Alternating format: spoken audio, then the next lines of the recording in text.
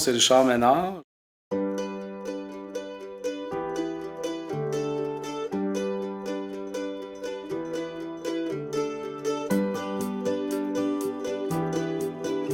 J'ai un bac en enseignement de l'éducation physique. Mais j'ai pas vraiment enseigné. J'ai fait autre chose presque tout. J'ai fait une carrière dans la vente au détail, dans l'alimentation plus précisément. J'ai pas enseigné en sortant de l'université parce qu'il n'y avait comme pas de possibilité d'avoir un emploi à temps plein immédiatement. Donc, voulant travailler, étant une personne assez travaillante, je voulais tout de suite travailler, j'avais l'opportunité d'aller là-dedans. Donc, en 2008, quand le bureau a fermé, j'ai pris une pause. Et soudainement, j'ai reçu un appel d'une amie qui est enseignante ici à Saint-Lucien, qui m'a demandé pour faire de la suppléance. Donc, je suis ici à Saint-Lucien depuis le début. Je suis accroché à cette école-là. Pour moi, Saint-Lucien, c'est la place où je veux être. Pour moi, il faut avoir l'affectif et le comportemental pour réussir à faire autre chose. Donc, à tous les matins, même si je n'ai pas de garde, je vais rencontrer les élèves dans la cour d'école. Je vais les chercher. On sécurise un peu toujours nos élèves comme ça. Je travaille conjointement avec une éducatrice ici. C'est très important, ce travail d'équipe-là. On crée vraiment un climat qui est sécurisant. Ce que j'aime le plus de ces classes-là, c'est vraiment d'être capable de créer un lien solide, un lien de confiance avec ces enfants-là. Puis ils vont te leur donner à x100. Parfait. L'auteur. Qui peut me dire quel est l'auteur de ce livre-là? L'auteur? En levant la main. Bruno Saint-Aubin. Bravo. Ce qu'on essaie de faire ici, c'est créer la stabilité. Tous les matins, on procède de la même chose. On a établi un cadre qui est quand même assez rigide. Il n'y a pas de surprise, on a les mêmes routines à faire, on fait la même chose. Mais on est vraiment accueillant, à l'écoute des élèves qui ont des grands besoins. Et on réussit vraiment, quand on a débarré tout ça, à être capable d'avancer en français, en mathématiques, en toutes sortes de choses. On a les hiboux, donc à chaque fois, on va récompenser les bons comportements. On va récompenser un beau déplacement en ayant un hibou. J'aime ça quand M. Richard nous donne les privilèges. J'ai bâti une table de dessin, une table lumineuse pour... moi, le dessin, je trouve que c'est quand tu as un crayon dans les mains, ça fait du bien, puis c'est comme important. Donc, même si c'est dessiné, décalqué, ça donne de quoi que tu t'attends pas à être capable de faire ça. Tu sors la feuille, tu trouves ça beau, l'élève a un sentiment d'avoir fait de quoi de vraiment spécial. Quand c'est le temps d'atelier, on fait comme des dessins Pokémon, puis je pourrais vous en montrer un. Puis même, je l'ai fait un. Qu'est-ce que j'aime? C'est que on s'amuse. À chaque fois qu'un élève fait une belle journée, on le note dans son cahier de communication. Et quand il atteint le club des 10, on lui donne un petit certificat de club des 10, on met son nom là-bas. C'est surprenant comment les élèves cherchent à vouloir avoir le 20, le 30 et le 40. L'année passée, on a eu jusqu'à 70 belles journées d'élèves. Ouais. C'est un petit système qui marche bien. Je fais des belles journées et là, comme tu peux voir là, je suis rendue dans le club des 20 belles journées. Puis, j'aime ça faire des mathématiques, comme ça me fait apprendre des choses. Pour le côté académique, on a aussi, moi j'ai instauré des ballons de soccer. Donc à chaque page de travail qui est fait en français, en maths, on donne un ballon de soccer. Quand ton but est plein, tu peux amener un privilège de la maison. Fait que là, des fois, on passe sur des séquences où est-ce qu'il en manque 6. Là, c'est M. Richard, peux-tu faire le plan de travail? J'ai des élèves de première et deuxième année, puis on apprend les mots de première année et de deuxième année. Donc là, je fais la dictée de première année pour les 7 élèves. Puis comme la deuxième dictée est plus difficile, les élèves de première année ont de la misère avec la dictée de deuxième année.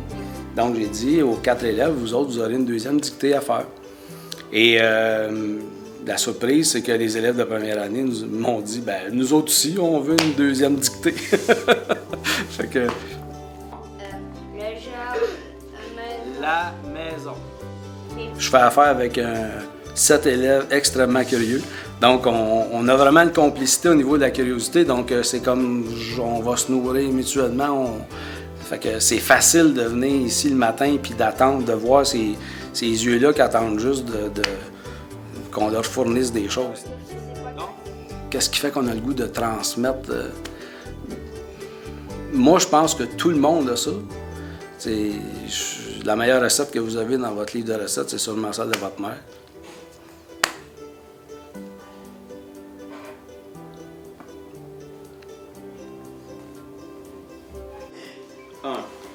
Quand papa rate...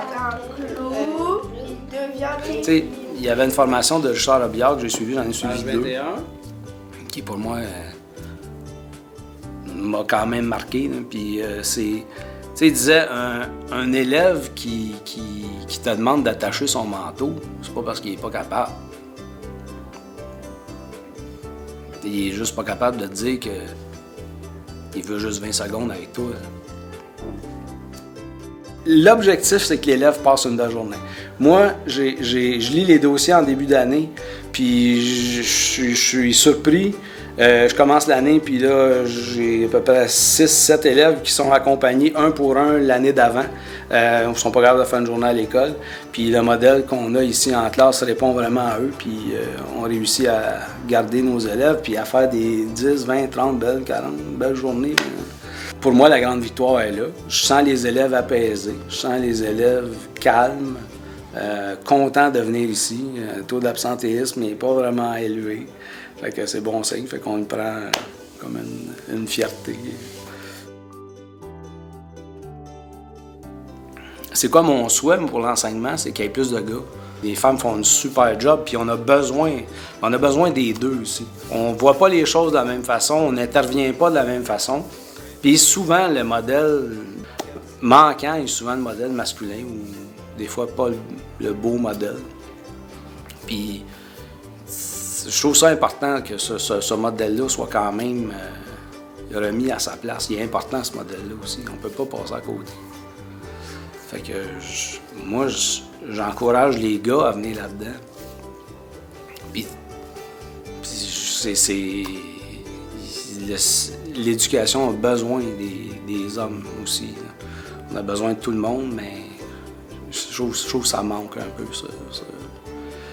L'apport qu'un homme peut amener à ses enfants-là. Un petit plan, un petit modèle réduit de ce qu'on veut construire. OK.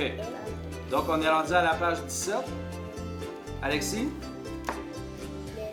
Moi, le modèle de service que j'aimerais qu'on offre ici à Saint-Lucien ou dans les classes CEDAC, c'est vraiment d'accompagner l'élève puis de réduire les changements qui vont arriver dans sa vie. Donc, changement au niveau d'éducateurs, changement au niveau des profs. On devrait garder un noyau ferme de profs et suivre ces élèves-là. Pour la première fois cette année, j'ai 3 élèves que j'avais l'année passée. Le lien déjà créé, ça a un effet d'entraînement sur mes 4 nouveaux. On a commencé à faire des choses académiques au début de l'année. Donc, si je reprends ça, puis j'amène ce modèle-là, je suis encore ici, l'année prochaine, je les suis, jusqu'à temps qu'on les amène au secondaire, j'ai nettement l'impression qu'on va réussir de belles choses et de plus grandes choses avec ces élèves-là. J'ai eu la chance de revoir cette année M. Richard comme l'année passée. J'étais contente parce que M. Richard, la première fois que je l'ai vu, je pense, il me regardait comme s'il me trouvait gentil. Je trouve que M. Richard est gentil. Je l'aime beaucoup. Pourquoi? Je l'aime beaucoup parce qu'il est le meilleur prof. M. Richard, il est gentil avec nous. Aussi, je trouvais ça le fun parce que c'est le meilleur professeur au monde. C'est un privilège de pouvoir faire ça. Puis comme je vous disais, c'est aussi, je ne me gêne pas de dire, c'est vraiment la plus belle job de ma vie, de loin. Mais je souhaite de pouvoir le faire le plus longtemps possible. Puis on verra où ça va mener, mais j'apprécie chaque jour.